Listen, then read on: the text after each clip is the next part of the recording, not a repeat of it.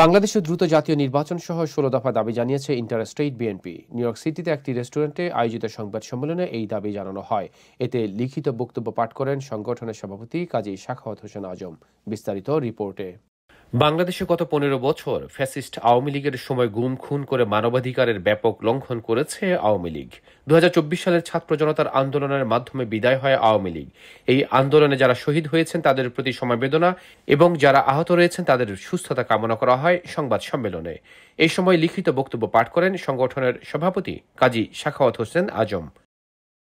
কিছু লোক দলে এসে দলের নামে চালাবে তাদেরকে। প্রথম আমরা এখানে যারা করে আমরা যুক্তরাষ্ট্র জাতীয় বিশ্বাসী, আমরা দলের কাজটা করতেছি।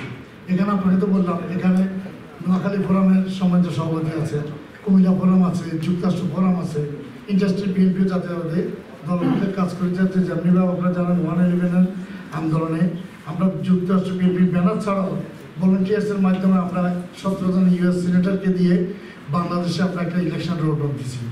এ সময় সাংবাদিকদের বিভিন্ন প্রশ্নের জবাব দেন সংগঠনের সাধারণ সম্পাদক ফিরোজ আহমেদ। বাংলাদেশের সাম্প্রতিক ঘটনার প্রবাহ এবং একাধিক গুরুত্বপূর্ণ বিষয়ে কথা বলেন তিনি। এই মুহূর্তে বিএনপি সবচেয়ে প্রাইম সিচুয়েশনের মধ্যে আছে, এটা আমরা সবাই স্বীকার করতে হবে। এবং যদি ইনশাল্লাহ নির্বাচন হয়, আমরা যেভাবে ফ্লো দেখতে পাচ্ছি, আগামীতে বিএনপি সরকার গঠন করবে জনগণের ম্যান্ডেট নিয়ে। অনুষ্ঠানে অন্যদের মধ্যে বক্তব্য দেন নোয়াখালী ফোরামের সভাপতি নাইম টুটুল, ইন্টারস্টেট বিএনপির জয়েন্ট সেক্রেটারি জাহাঙ্গীর সোহরাওয়ার্দী সহ অন্যরা। অনুষ্ঠানে বক্তারা বাংলাদেশের আয়নাঘরের নামে নিরপরাধ মানুষের নির্যাতনের বিচার দাবি করেন। একই সময় ব্যাংক থেকে হাজার হাজার কোটি টাকা পাচারকৃত টাকা ফেরত আনারও দাবি জানানো হয়। একই সাথে গত ১.৫ দশক জুলুম নির্যাতনের বিচার দাবি করেন ইন্টারস্টেট বিএনপির নেতৃবৃন্দ।